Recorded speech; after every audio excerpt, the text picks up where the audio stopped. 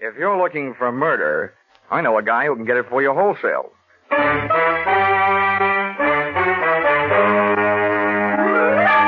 This is another in the adventures of America's fabulous freelance insurance investigator, Johnny Dollar, starring Charles Russell. At insurance investigation, Johnny Dollar is only an expert. At making out his expense account, he's an absolute genius.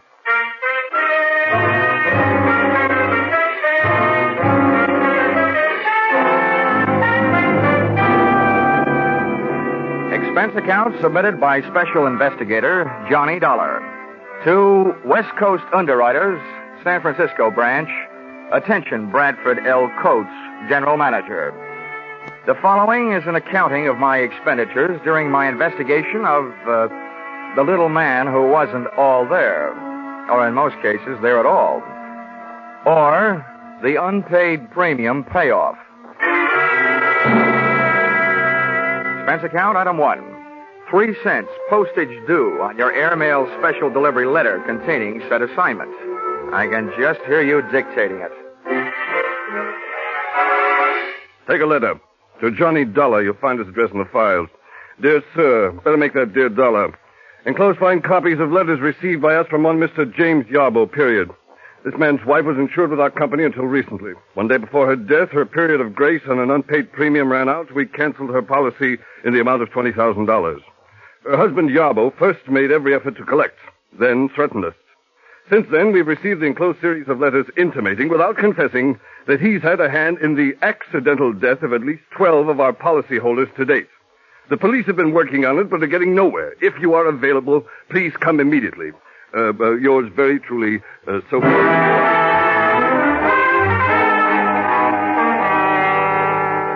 Expense account, item 2, $176.87. Airfare, Hartford to San Francisco.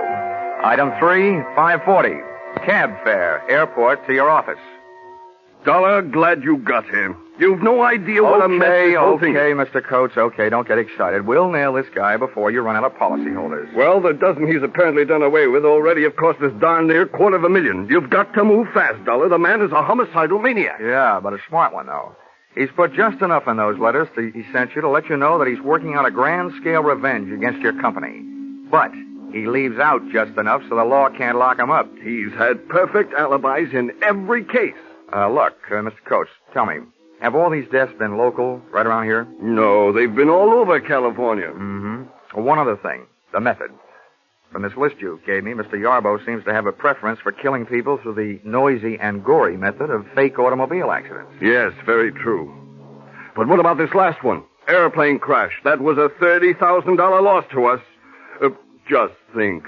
Our poor innocent policyholder flying around and then his engine quit. Thanks to a man he's never even seen. Tell me, Mr. Coates, just how difficult would it be to get a list of your California policyholders? Names and addresses, you know. Why, that would take days, but goodness gracious, man, you can't hope to keep an eye on them all. Besides, the minute you went off the job, he'd strike again. That's a preposterous idea. Cut time. Look, I don't want the list. I was just wondering how Yarbo got it. Oh. Now, so far you've given me nothing to go on. I'd like you to add 2 things to that. Yarbo's home address and a $50,000 life insurance policy made out to me. What on earth's that for? Well, look, in the first place, if we're going fishing for Mr. Yarbo, I might as well be the worm. In the second place, if I should get gobbled up in the line of duty, that $50,000 life insurance would make several attractive young ladies of my acquaintance very happy. Not, mind you, as happy as I can make them by remaining alive.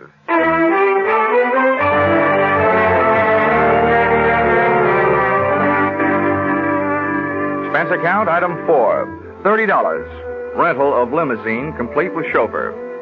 I figured if I was riding into trouble, I was riding in style. So I started on a house-to-house survey. You might say, knocking at death's door.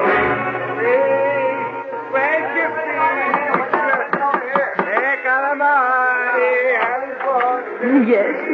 What is it, please? Oh, I'm sorry to bother you, Mrs. Cianelli, but I'm from the insurance company. Oh, yes. It'll only take a moment. One question about your son. Oh, poor Angelo. What do you want to know about my poor son? He drive away in his automobile, that's all.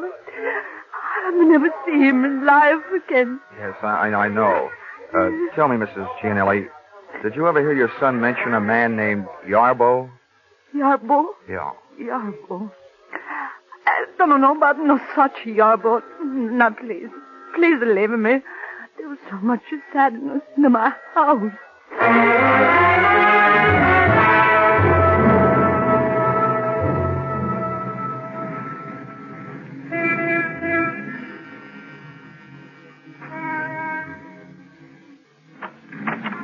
Yes? Mr. Dykes? Yes. I'm sorry to bother you, but I'm from the insurance company. About your son's plane crash. Oh. Thought all those details had been taken care of. Well, just one thing, Mr. Dykes. Did your son ever mention a man named Yarbo? Yarbo? Yeah. That's an unusual name. I'm sure if he had, I would have remembered. Okay, sir. I'm sorry to bother you. And thanks.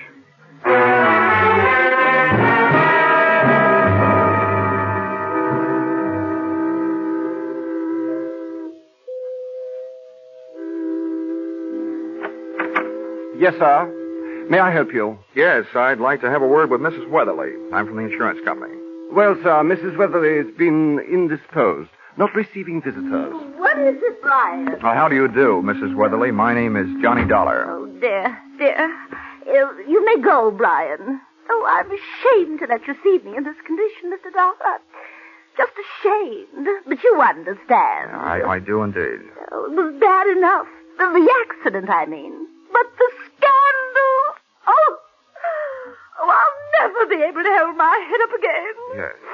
No. If Harvey had to get himself in an automobile accident, why, I ask you, did he have to have that awful Mrs. Barclay in the car?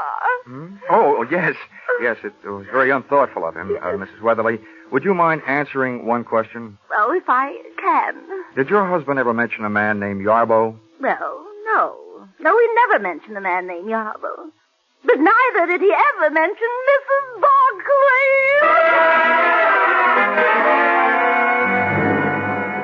I tried a half a dozen of the other beneficiaries left behind by Mr. Yarbo's list of victims. All I got out of it was a very watery afternoon. The tears were falling like monsoon time in Burma. But of information, I got none. This brought me right smack up to a point I didn't want to have to reach.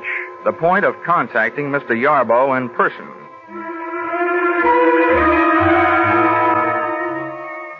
At 8:30 that night, I took a plant on Yarbo's house on Lombard Street. At 11:30, I saw the lights go out, as did Yarbo. He was a little guy, stooped over like he was looking for cigarette butts on the sidewalk, needing a haircut, and, true to type, wearing a long black overcoat. But worst of all was the little satchel he was carrying. Items like this always set off a chain reaction in my imagination, and I could just see him on his way to atomizing the Oakland Bay Bridge, thus causing the biggest automobile accident in history. I very cleverly forced my way into the house by breaking a first-floor window, reaching in and opening same. The cyclops eye of my flashlight started picking up information on the subject of Mr. Yarbo immediately. The room I had entered looked like the Hobby Lobby of an English bobby, a crime museum if I ever saw one. On one wall, a gun case. On another, a crime library. And scattered around the room, a grisly collection, ranging from blood-stained hatchets to shrunken heads. But the most surprising criminal curio of all stood right behind me. Mr. Yarbo, complete with little black bag. Well, I must say the current second-story man dresses well, but I must also say you, my man, must have the old masters of the art turning in their graves. For you, young man, are a heavy-fingered bungler. There, let's have a better look at you.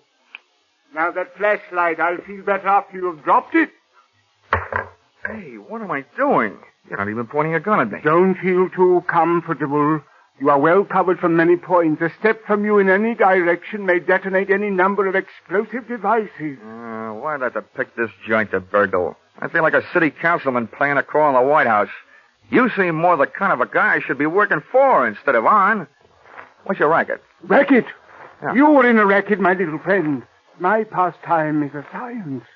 Yes, I take it you are impressed with my collection. Who wouldn't be? Well, if you're interested, come here. About those booby traps. Oh, yes. Note well the design in the rug. The large roses. Avoid stepping on them for the time being. Oh, great. And I was in here stumbling around in the dark. May your good luck continue. But look here in this case, the small vial on the right. That was purloined for me to order from the famous Black Museum in Scotland Yard. That little vial once rested in the case of the fabulous murderer, Dr. Crippen. And there, beside it, that lock of hair, that is from the head of the second victim of the noted mass murderer, Neil Cream. And up there, look up there, the hangman's noose over the mantel. From that one swung the body of the notorious Western bad woman, Fanny Turner. How's chances for running this place for Halloween? Well, all right then, since you no longer seem interested in playing the part of a bungling burglar, then I assume that I am also free to discontinue my pose as a victim of your disguise, Mr. Johnny Dollar. Oh? Looks like the chips are down and I'm the fish. Yes, and there are a lot of other fish in your sea, Mr. Dollar. Poison eels, that's what you are, the lot of you. Parasites, gambling on death, and then not paying when you lose. Listen, Mr. Yarbo, you're placing a big hunk of blame where it doesn't belong. You're confused about things. Confused? Yes. When your wife's insurance premium was overdue, you were allowed a 30-day period of grace. And when that went by, the policy was canceled. Now, that's not the insurance company's fault. It was your fault. But it wasn't. I gave her the money. She spent it on herself. I'd have made it up. I told them so after she died. I told them, but they wouldn't listen. I'll show you.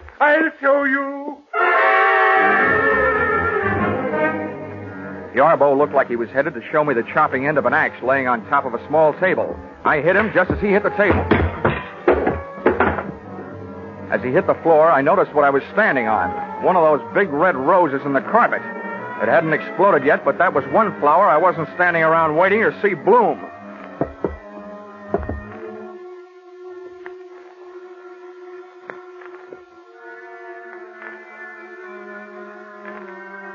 It took a lot of nerve picking up a telephone in that room. But I finally got a good hold on my nerves and a fair hold on an imitation of Yarbo's voice. Took one deep breath and picked up the phone. Yes? Hello, James. This is Martha. I'm at the office. I have good news. 2 more. Mr. and Mrs. Granville Morse, killed tonight on the Great Highway, 2 miles south of Seal Rock. 8:45 tonight. Ran into a post, both killed. Insured for a total of $80,000. I gotta go now. Goodbye, James. Well, congratulations, Brother Yarbo. 2 more at 8:45 tonight. And who's your new alibi? Me.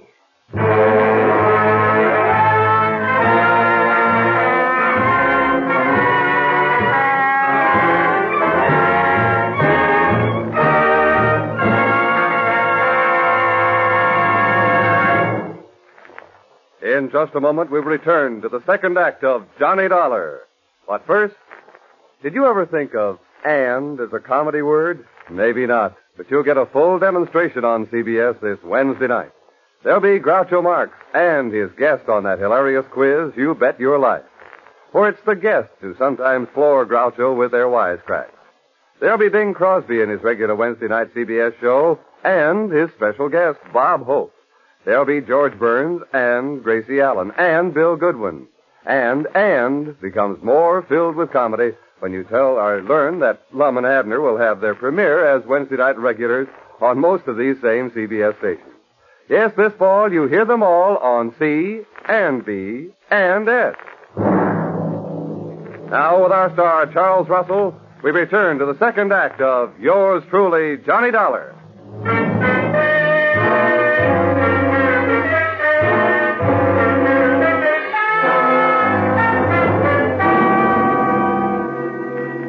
Yarbo might have been lying unconscious on the floor, but in that setting, I was still afraid of him.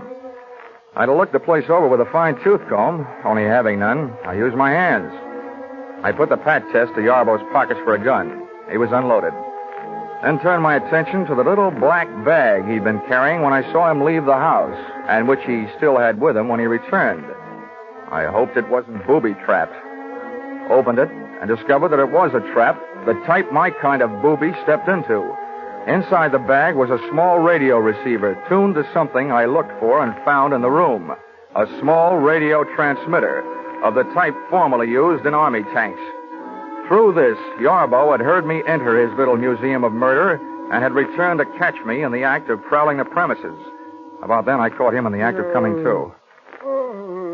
Well, welcome home, Yarbo. Time to get up. I just had a long chat on the phone with Martha. She thought I was you. You think you're very clever, don't you? Martha knows my voice. If she talked to you at all, she didn't tell you anything. Of that I am sure, so save your breath. There is no use your telling me she gave you any information. Oh, no, you got me wrong, pal. I only told you Martha called to let you know I know there is a Martha. I figured it might make you nervous, and nervous men are easy to beat. Other nervous men may be easy to beat, Dollar, but not James Yarbo. The police have tried, and they couldn't prove a thing against me. Now, may I have your permission to get up? Yeah. Maybe the police haven't been able to get anything on you, but I have something. Attempted murder. The hatchet you went for. The pitiful mistake of a pitifully suspicious mind, Dollar. I wasn't reaching for that hatchet on the table. I was trying to show you something in the table drawer. There it is, spilled out on the floor. My wife's insurance policy. The one your unscrupulous thieving superiors refused to pay. The vampires? Here, look at it. All in order. Much of it in fine print. Fine. Just fine. Okay, Yarbo, that did it. Come on, ahead of me. Where are we going? To find some place to lock you up. I was hired to stop you, and until I do, I'm at least going to try and slow you down. Now move.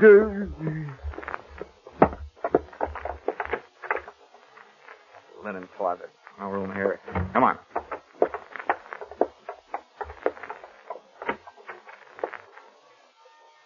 Bathroom. No window. Yeah, this'll do. Go on, get in there. No, not in here. Anywhere but in here. It's a good place. You may get thirsty. No. This is where my wife died. Not in here. No.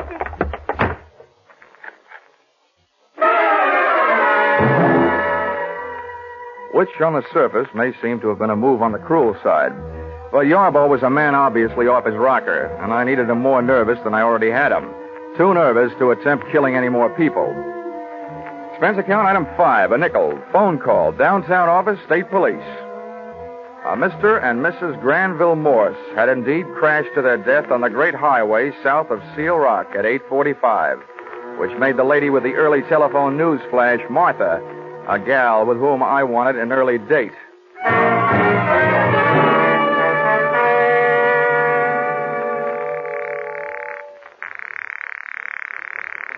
Come on, answer the phone.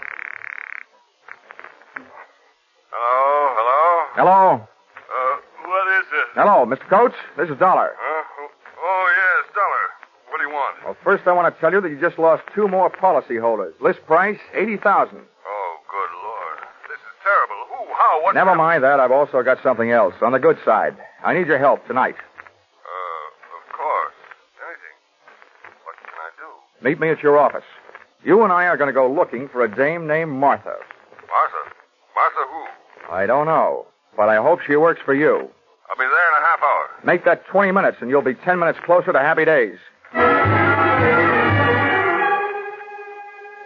The office personnel records of the West Coast underwriters turned up not 1, but 3 employees named Martha, which gave me 3 choices as to who had been supplying Yarbo with a list of West Coast insurance policy holders. Finding the exact Martha was even easier. On the phone, she had told me that she was calling from the office, and the night elevator operator's in and out book showed the signature of one Martha Kinsey, and I just couldn't wait to hear her report.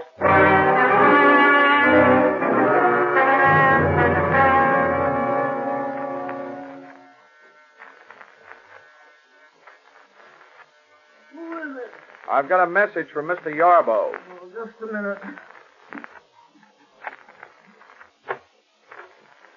Message from James.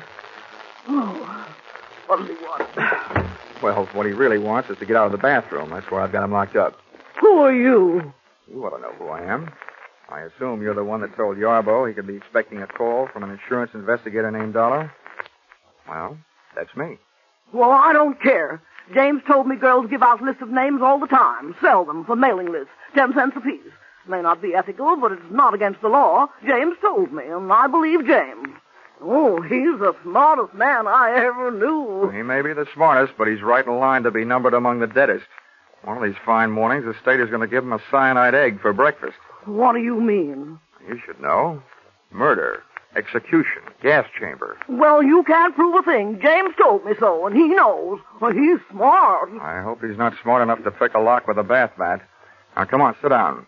You and I are going to have a nice, long talk. We are not. I won't say a thing. I don't have to, unless you have a warrant, an indictment, and a court reporter.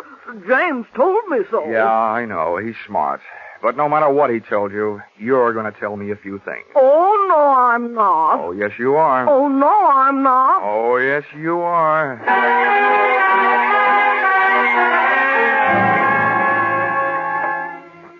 So, I was wrong. Martha didn't tell me anything. But her stubborn attitude did. She was in love with Mr. Yarbo, a stupid, middle-aged woman having her last fling at romance, doing her best to keep her last chance alive in the person of the man who had made her his partner in crime. As crazy as it was, this grotesque pair of lovebirds created the only real emotion in the case to date, and switched my thoughts from the widely scattered deaths which had brought me into the case, and over to the single death of Yarbo's wife. Enclosed, find a transcript of statement made to me at 2 o'clock in the morning by the doctor who signed Mrs. Yarbo's death certificate. Cause of death, cerebral hemorrhage. Result of severe fracture of skull. Region, medulla oblongata. Contributing factors, woman bathing in bathtub at home. Slipped and fell, striking head on shower spigot. Coroner's finding death due to misadventure. Accidental. It took the doctor 2 minutes to get around to making that statement. I figured it would take Martha at least 30 minutes to get her hair out of her curlers and make herself presentable enough to risk being seen on the street. That left me 28 minutes to get back to Yarbo's house before she did. And I didn't need half that long. In the cab on my way over, I took inventory. 1, to date, Yarbo's alibis covering him on all the so-called revenge murders had been perfect. Too perfect. 2nd, when I first faced Yarbo, he screamed about his wife's death, not in the light of having lost his lady love, but in the light of having lost her insurance money. Just as my third and most important conclusion came upon me, the taxi came upon our destination, and I had to go to work.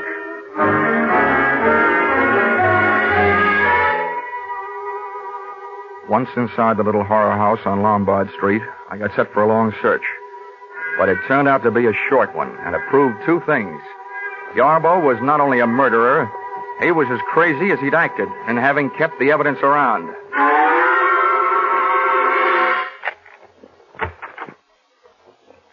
Okay, Yarbo, come on out. Well, I hope you have enjoyed your waste of time, Mr. Dollar, as I've enjoyed my chance for meditation. You saw Martha, I suppose? Yes, I saw Martha. Bless her silent little soul. Yes, I was sure of Martha. She believes in me. You can say that again. Come on out here.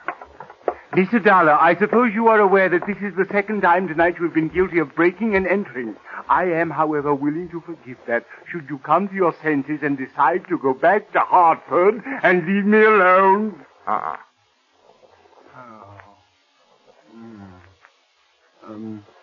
Mind treading on the roses in the rug, Mr. Dollar? Sorry, Yarbo. I fell for that gag earlier tonight. People who smile at that joke give me the last laugh. Now, look, Yarbo, I know exactly what you've been up to, and I know why you've done it. But your little war of nerves has got to stop. It will never stop. No one can prove anything against me. I can. I can prove that you haven't done a thing to bring about those accidental deaths you've been taking credit for. Martha has sat down that insurance office and notified you every time there's been an accidental death of a policyholder in this part of the country. Then you've written the company your little letters and gotten your little kicks out of it, right? That's a lie, lie. That's a switch, a guy yelling that loud that he's guilty. You'll have to prove it. You will have to prove it. Don't worry, chum. I'm not going to waste a breath proving murders that you didn't commit. But, brother, I'm really going to go to town on the one that you did. Your wife, Mr. Yarbo. That is the most ridiculous statement you have yet made, young man. Look around you. Take note. I have profited by all the mistakes made by the original owners of these bloody souvenirs from Dr. Crippen on down. You see in me the living composite of them all. And I intend to stay that way. Alive. I'm afraid you will, but it's going to be inside an upholstered room. And this is what will put you there. Yeah, Mr. Yarbo, you carried your little hobby of crime souvenirs too far when you saved this hunk of pipe and the faucet with which you clubbed your wife to death. She slipped and fell. She was in the tub. I'm sure the police microscopes can give you a strong argument on that one. Now, come on. And let's make it easy on each other, shall we? No, I didn't do it. I didn't do it. Let go. Whoa. Let go of me. You have to prove it. James, what's he doing? Help me, Martha. Help me. Hit him with something. I'd have bet on myself against the two of them if I didn't have to fight while playing hopscotch over those roses in the carpet, about which I still wasn't quite sure. It was touch and go. Martha would try to touch the back of my head with something, and I'd go. Do something, Martha. Do something. I'll fix him. Something Martha tried to do was pick up a heavy-based urn and aim it at me. She missed. It started to roll across the rosy carpet. When Yarbo saw where it was headed, he wrenched himself loose and dove to stop it. I dove the other way. He got there just too late.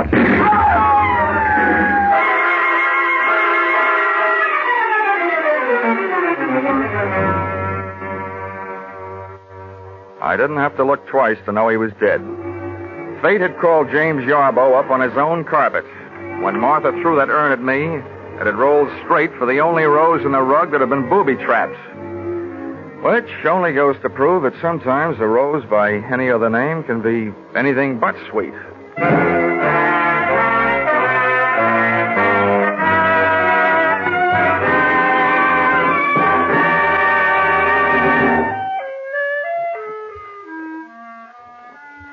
Expense account, item 6, $1.40.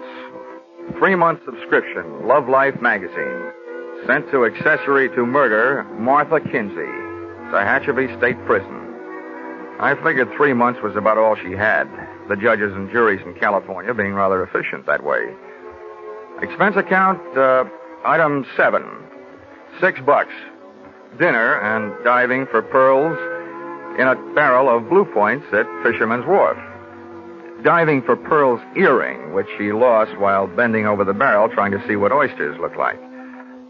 Item 8, $176.87. Airfare, San Francisco to Hartford. Expense account total, $942.08. Not including defense lawyer fees if you decide to sue me for not being able to add correctly. Signed, yours, truly, Johnny Dollar.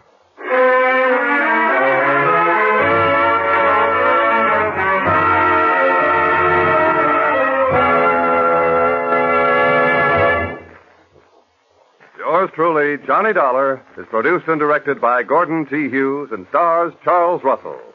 Script by Paul Dudley and Gil Dowd. Featured in the cast were Jay Novello, Martha Wentworth, Paul Dubove, Gigi Pearson, and Larry Dodkin. The special music is written and conducted by Wilbur Hatch.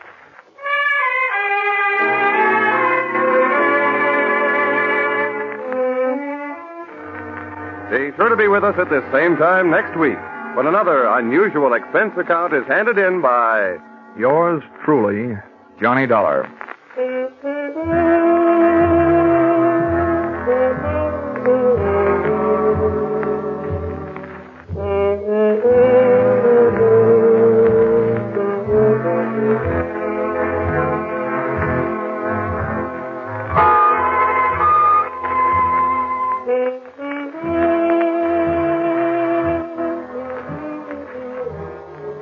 Everyone is concerned about world affairs these days.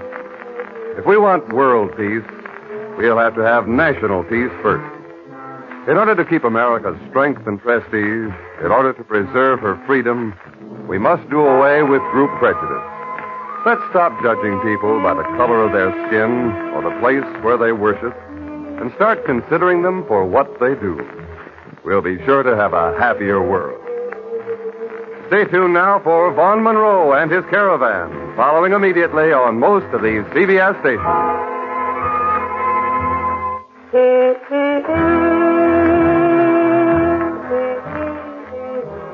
This is CBS, the Columbia Broadcasting System.